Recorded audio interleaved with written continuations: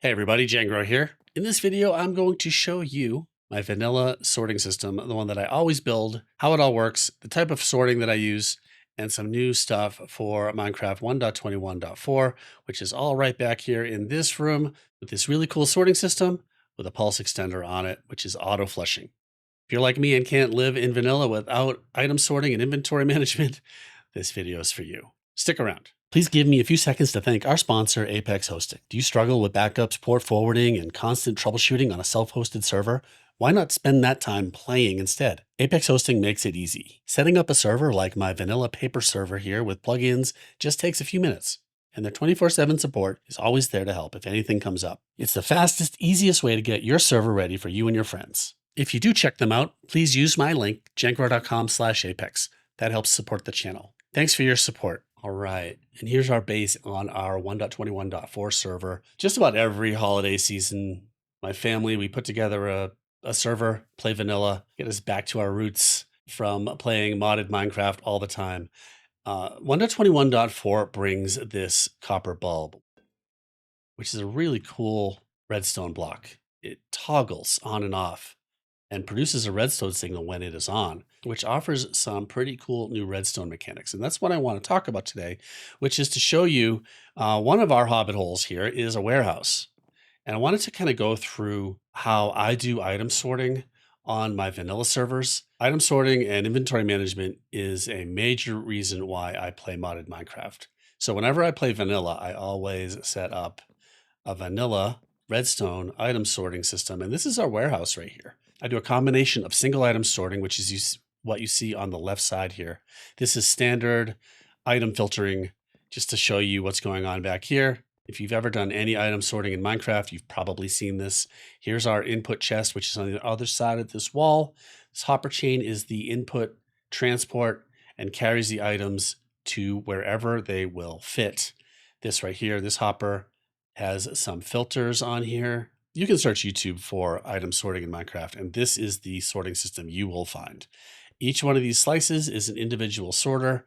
This one does cobblestone, this one does stone, dirt, etc. The items, if they match this cobblestone, a 40-second cobblestone will cause this comparator signal to get strong enough that it comes down here, goes through this repeater, turns off this redstone torch and unlocks the hopper that's on the other side of this, allowing cobblestone to fall through and go into the bottommost slot where it can fit. We can just set up a line of these. The redstone signals are low enough that they don't interfere with the next one, which is why they can be connected. It's a really brilliant design. It stood the test of time. There's a million YouTube tutorials on it. So I'll leave that for you to take a look. We run that through the wall, and there's more down here, and we're just expanding kind of infinitely in this direction. So there's just a hopper line that continues behind here. It's the same setup behind this wall. Then if anything gets through here that does not match any of these kind of bulk single item storage filters, it then proceeds to go through this hopper line, which I do want to replace with water transport at some point, which is much more server friendly. And that comes in here, falls down, and goes into this multi-item storage system. And I'll show you how this works behind there. It's a brand new for 1.24 using these copper bulbs, a brilliant design by Cortezarino. And I'll link to that in the description and show you how that works. But I'm not going to build it. I'm just going to show you kind of how I manage multi-item storage when I set it up. Setting up all these multiple chests and then determining what's going to go in them is incredibly overwhelming. To alleviate that, what I do, instead of trying to come up with upfront where everything in Minecraft should go, I just set them up and I fill up these chests with a single deep slate so nothing can go in them. I basically have every chest blocked until I fill it with something. So here's some kind of partial filling that I have going here. This is some cobblestone stuff, but there's deep slate in here that I'll replace with more kind of cobblestone things. Here's some wood types, mangrove and cherry, that are kind of rare and we don't have very much. Again, as I fill in this chest, I remove the deep slate and replace it with, I'll probably replace this, for example, with some more lush caves type blocks right here. Iron, I've got this one filled with iron nuggets because I have a lot of those. Iron ingots themselves are bulk items and they're down there. So you can see here that as I'm filling these up, I'm replacing deep slate with the items. Over here, we've got no deep slate. Everything is, we've got all the items allocated in these chests right here. Now, as we put things in, they'll fill in. And down here, things that don't get sorted, this is my working area right here. I just leave these ones empty, and these fill up with things that we don't have sorting for anywhere. So I can see here I need to have a flint place. I don't have any place to store flint. This chest right here also has some stuff in it. This one we've got blocked. So things are overflowing into these two chests. There's also a final overflow chest under the floor there that might get stuff if these two fill up. But you can see here we've got a cooked chicken problem and a cooked pork chop problem. Diamonds, these have spots, but they're full. So here's our diamond issue right here. These are all full with diamonds. So I might allocate another slot to diamonds just like this. And there we go. So now we can fit 64 more diamonds in here. I can run them back through the sorting, and the diamonds will have a place to go. We'll expand if we need any more multi-item storage. We'll just expand it this direction on this wall. I'm honestly not even sure that we'll need it. So how does this work? Down here, we've got this really brilliant multi-item sorter. I'll link to a video by Cortez Reno. I think he invented it. Check out the video, subscribe to his channel. Pretty smart redstone guy. It uses these oxidized copper bulbs. It's really interesting how this works. So the way any multi-item sorter system works with this basic design is that this dropper tower sends items up. This is the input hopper right here. This is the input hopper on the chest out front. This is where things are coming in from the bulk item overflow and coming in. This dropper is kind of where it all starts. If this dropper has anything in it, it turns on this comparator, which triggers this observer, which turns on this oxidized copper bulb. I added this button here. I'll explain that in a second. And then when the dropper empties, the redstone comparator turns off. The observer sees that and turns off the copper bulb. This copper bulb is like a switch for the whole thing. And this kicks off a redstone clock, which is combined with these torch towers, which sends things up in these droppers. You can hear they're ticking because there's nothing going through here. If there was stuff going through here, they'd be really silent. Copper bulbs have a really soft sound. That's actually really a nice sound as this thing is working. Then on this side, these alternating copper bulbs are alternating the locking on these hoppers, causing things to fall through in a nice single item slow motion that allows them to filter into the chests if there's a spot for them. And if not, it comes through, and this is the overflow. And this goes into the dropper in the next module. And we've got 6 modules here. They're all kind of independent of each other. Let's turn that off. So the thing about multi-item sorters, though, is that things get stuck in them. The clock is triggered by this dropper early in the process. And if this dropper empties, there's still things flowing through the system. And if they've had no place to go and they're falling down pretty low here, they're going to get stuck because this clock is going to stop before these hoppers are locking and unlocking. And this one right here is going to be locked. You can see a redstone signal on that one right there. That hopper's locked. So nothing can continue through the system to continue on its way if it's going to go down into the overflow. And that's always annoyed me about multi-item sorting systems. This one in particular makes it really easy to flush. And what I do here, what I've been doing, is putting some redstone signals into this block right here. So if you put a redstone signal into this block right here, it's the same as turning on this bulb. It will just cause the system to run indefinitely if there's a redstone signal going into this block right here, because that turns off this torch. And this torch right here is kind of the key to the whole thing. If this torch is powered, it stops it. If it's off, it causes it to run. So what I've been doing, I shouldn't have broken that, is running redstone into the backs of all these. And I think I need a repeater right here to get the signal all the way down because it's too long. And now if I put a torch right here, I can turn on every single one of these manually. And so when I know that there's stuff stuck in there and it's bothering me because I just don't like things to be stuck, or if I'm looking for something that I know might be stuck in there, I'll just flip this on, let it run for a minute, and everything will eventually flush through. It doesn't need new items. If you don't care about that, you can just wait and let new items push the old items through. This has put my mind at ease so many times, just having this manual override. And it's noisy because things going through the droppers cause them to tick if they're empty, but it's a nice backup if you know things are stuck in your multi-item sorter. But then I thought, well, what if we put something on here that caused it to always run for an extra minute or two after some things have been running through here? So I thought about putting a pulse extender, which will cause the whole thing to run for a minute or two after the last item goes through. So let's set up a quick pulse extender. We're going to use these still because our pulse extender will only run off this back one. And there's lots of different designs for pulse extenders.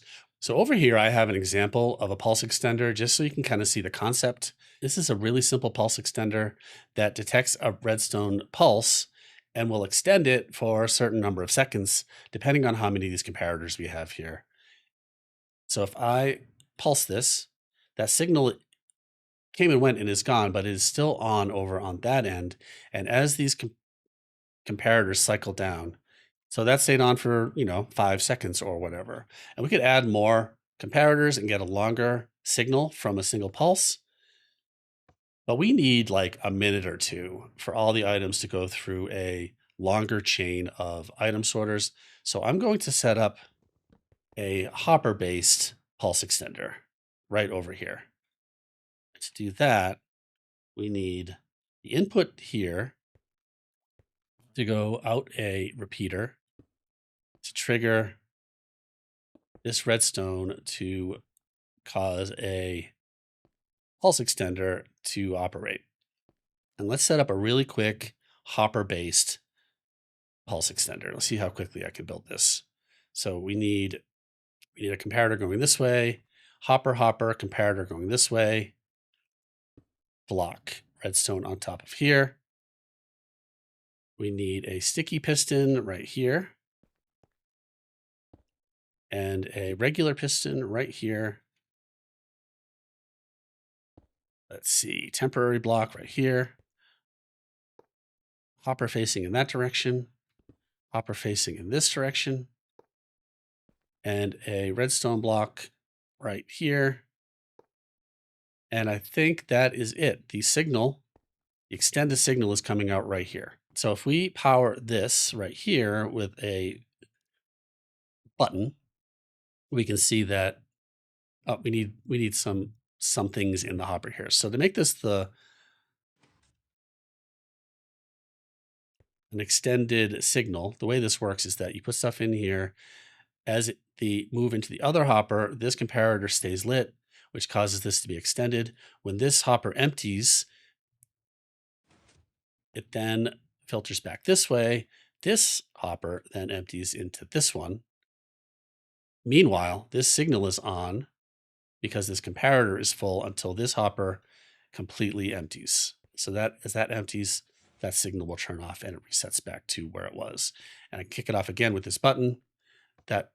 So here's the extended pulse. That button signal is no longer a redstone signal, but this signal right here, this repeater does have a signal until this hopper fills up and then empties.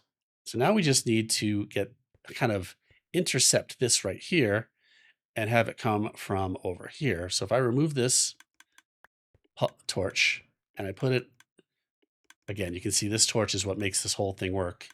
And if I put it back right here, I've just kind of spun another block around here. This torch is still doing the same thing.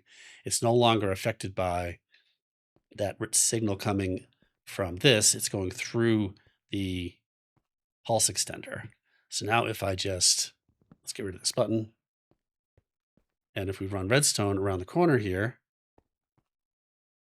we need to use repeaters so the redstone doesn't interfere.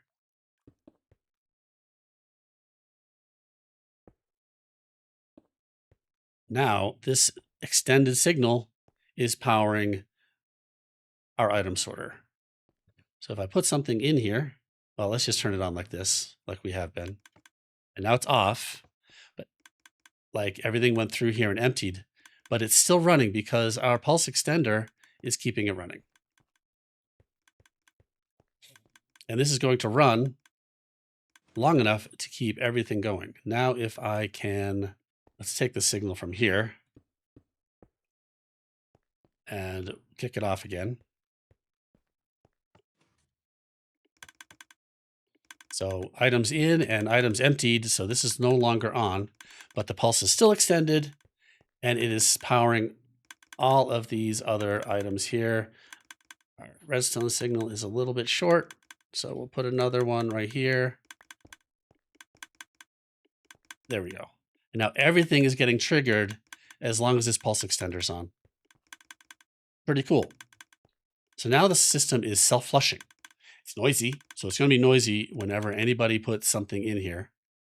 And if that isn't long enough to flush everything, all we have to do is add some more blocks here. We can fill this up with blocks, and this can run for a very long time, however long we determine is necessary.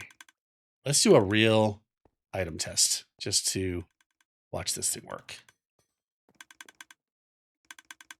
We'll wait for it to stop. All right, it stopped. So now we've got some things here. Redstone needs to go 3 banks down. So if we put that in here, we know this would have got stuck. Otherwise, we'll put a bundle in here. And now, by now, these items are going to filter through here. This copper bulb is off.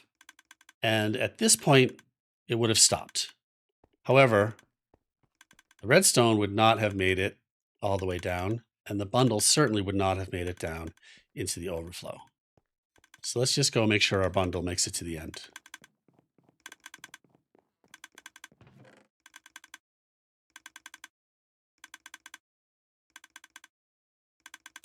And I know that it's flushing because of all the ticking that's happening. There it is. There's the bundle. And it made it just in time. So that feels like a pretty good amount of time for our pulse extender. All right, there you go. There's a look at our warehouse in our vanilla 1.21.4 world. Check out Cortezarino's item sorter. It's very cool. I'm not sure who invented that pulse extender. It's a pretty common one. If I can find out the source for that one, I'll post that in the description as well. There's lots of videos on how to build pulse extenders. All right, that's going to do it. I hope that was interesting. Thanks for watching. We'll see you next time. I appreciate you.